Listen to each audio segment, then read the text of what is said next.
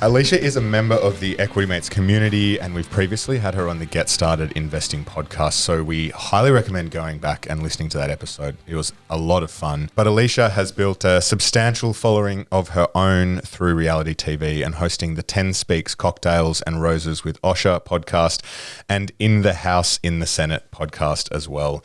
But exciting news, after finding love on The Bachelor in Paradise, Alisha and Glenn are now engaged, and a huge congratulations and a welcome to Get Started Investing is in order. Alisha, we're so excited to have you. Thank you so much, boys. I'm so excited to be back. So today we're going to be discussing investing goals and investing styles. So let's start with, do you have an investing goal?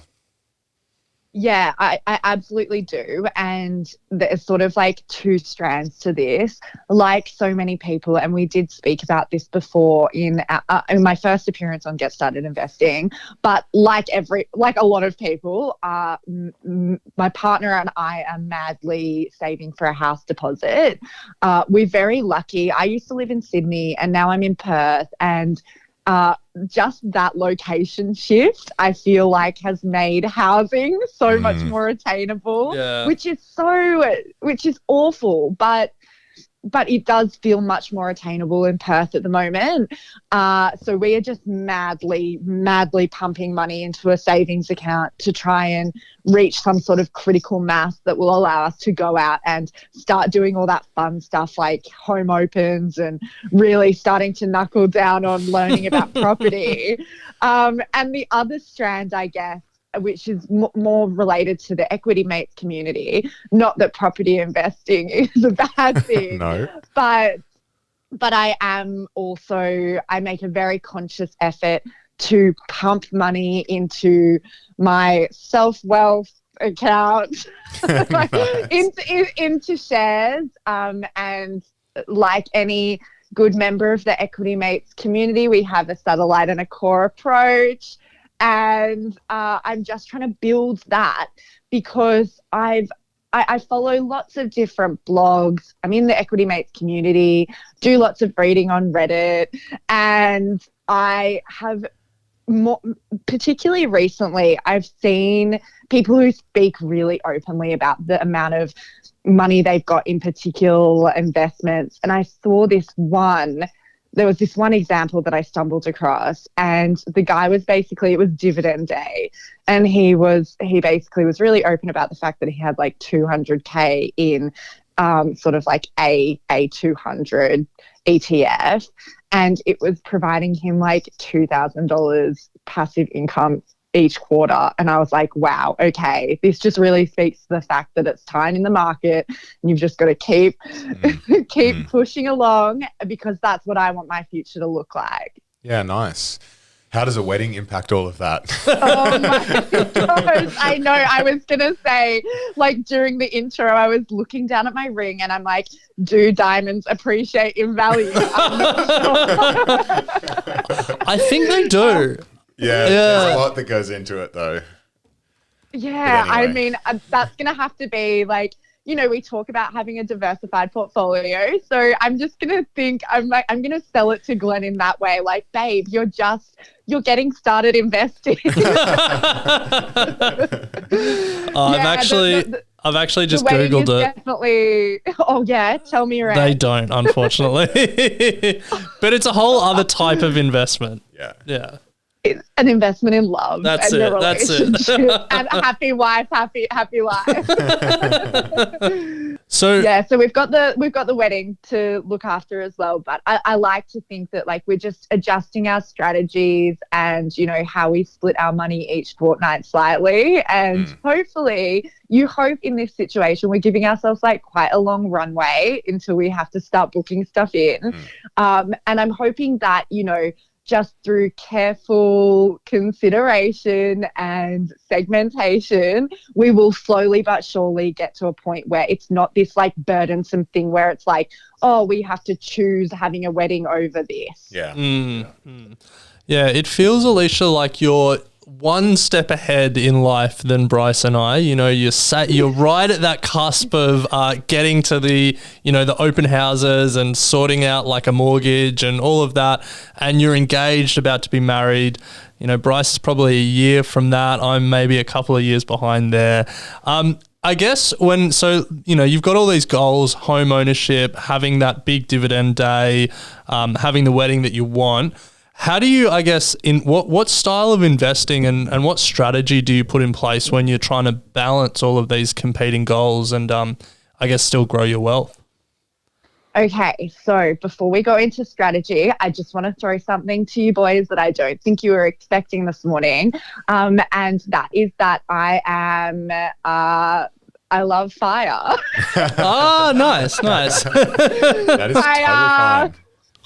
I just listened to I've listened to your episode with Aussie Firebug, where there was a lot of jostling around. I feel like what I took from it is that you have both taken a more positive journey towards, like, I think that more and more in the personal finance space and in investing, I see more, I understand that there was this sort of like tension between sort of people who are interested in investing and people thinking that people who are interested in fire are like crazy lunatics who, you know, as you spoke about in the podcast, live off beans and rice. And just, you know, noting that we're on Get Started Investing, for anyone that isn't familiar with FIRE, it stands for Financial Independence Retire Early. And within that, so it's basically like building up a critical mass, like I mentioned earlier, so you can sort of live off your dividends, you have streams of passive income, and you're trying to basically like get yourself to a point with investing that potentially it brings your retirement age down closer a little bit from, like, you know, to be honest, and this goes to, you know, why I sort of like the philosophy is I see my mum who's in her 60s, and she's basically like, for a lot of our life, has lived paycheck to paycheck. And I get really worried about particularly older women who are basically waiting for their pension because they don't have strong superannuation, because they haven't had this education around investing. And so that sort of led me to be interested in FIRE. I would call what my partner Glenn and I are doing as very lazy FIRE, meaning I don't track anything. And this goes to to get into more of the practical side of, you know, investing style and what we're doing at the moment. I'd say that we take sort of like a general bucketing approach, but we don't get down to the sort of like line item level. That is probably the next step. Like when our paychecks come in, a particular amount goes into the joint account, and then a particular amount goes into home deposit and an account that's like very barefoot investor-esque, but I've labeled it big happiness, which is like $500 goes in there a fortnight, and that goes towards holidays or furniture or like whatever bigger item. Probably a bit towards the wedding now. At the moment, we're not doing any. Our investing is quite, in terms of like the stock market and shares, our investing is quite separate at the moment. So we work together on that home deposit, and I've got my traditional 9 to 5, but then I also do influencing on the side, which gives me another nice jingle in my pocket. And so basically anything that I make on Instagram goes, that lands into my account. I split off 50% for tax because I'm scared. Nice. and the other half goes into self-wealth, and I buy shares with that. So that's basically where we're at the moment. I say lazy FIRE because, my next step is to, you guys also did a recent episode where you were talking about tracking your shares, and we were talking about like ShareSite versus a spreadsheet. And that's where I've got to go. I need to set up a spreadsheet, and I'm intrigued to ask you guys because I didn't really ascertain it from the episode. Like, obviously you can be like, I bought 20 units of VAS for this amount on this day, do you then have another level where you're looking at what is making up that ETF? No. Okay, good. Yeah. Because that was stressing me out. Yeah, not you mean what companies go into the ETF? Yes. Yeah, no. I mean, at a very high level, we can, Ren and I will review our portfolio quarterly to have a think about and a look at like what exposure we're getting and, countries and that sort of stuff. Yeah. But, in terms of breaking down every company that goes into those ETFs, that's not. No. Yeah. Yeah. And I think unnecessary. That kind of defeats the point of the ETF. Like the most big index ETFs, you're not making the bet on these individual companies doing well. You're making the bet on like the American stock, like the American stock market or the Australian stock market continuing to get more productive, and that some of the companies in that ETF are going to do poorly. Like that you go in with your eyes wide open that not all 200 companies in the ASX 200 are going to do well. It's just that overall they'll do well. So don't feel like you need to go deep on every company in an ETF. And I think to take it back to investing style, I almost think like I do acknowledge that I do need to at least get to the spreadsheet level where I'm like, and I've known this for some time. I've been investing for just over a year now and I've done really well, but that's the one step that I've missed. And I think I'm seeing it as kind of like not burdensome, but it's a big piece of life admin to do to go back into my self-wealth and, document when I bought stuff and how much. And to take it back to investing style and speaking to, not going too overly deep and like stressing yourself out. I think that everything needs to match in your sort of investing style. Like I like to think, I used the word lazy fire earlier, which I just freaking made up. But I like to think that, we talk about we're investing for the long term. So I don't think it's a bad thing that most of my behavior matches that like I'm building up enough money into I can buy a bundle of, let's say, like of a particular ETF that is relatively, I'm not going to say low risk, but like I'm investing for the long term.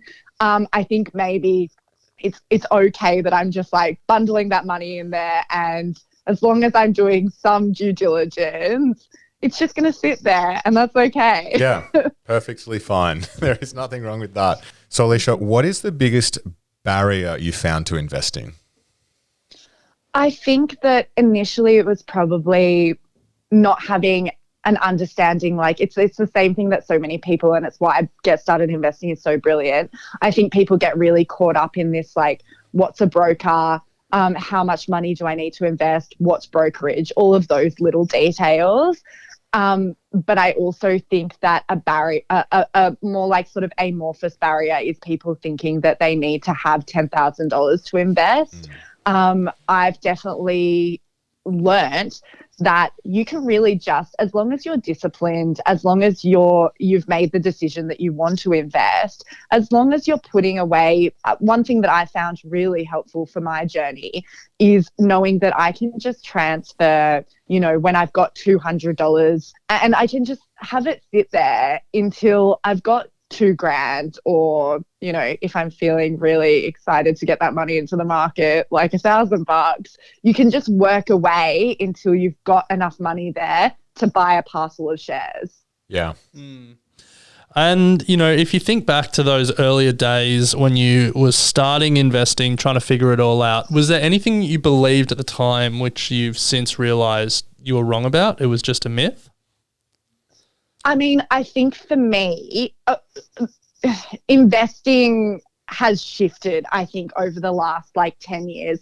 When I first tried to start, try my hand at investing, I felt like it was really difficult to know how to actually do it. I think that knowledge is a lot more democratized now. It's out in the open. I remember trying to go on CommSec, and brokerage was freaking $20 or something, and it all just felt so difficult.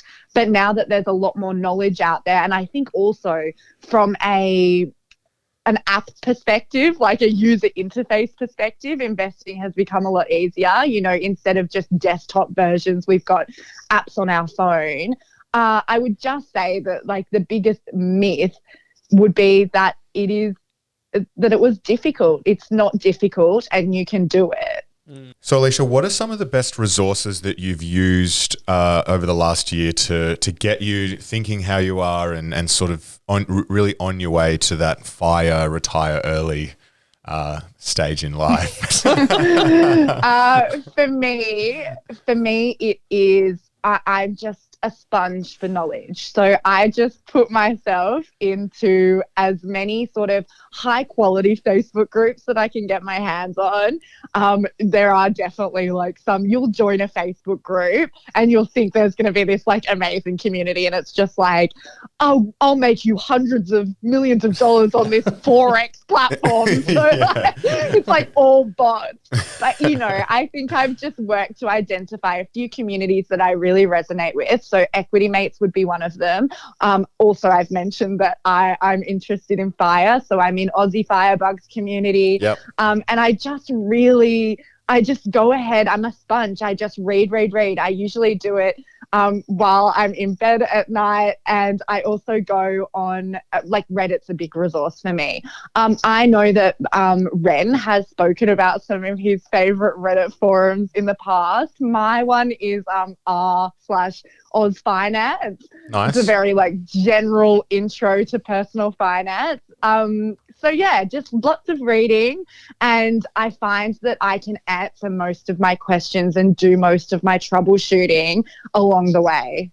Yeah, awesome. Well, I love that, Alisha, that you're seconding my Reddit recommendations. I haven't quite got Bryce on there, so I'm glad someone else is on there.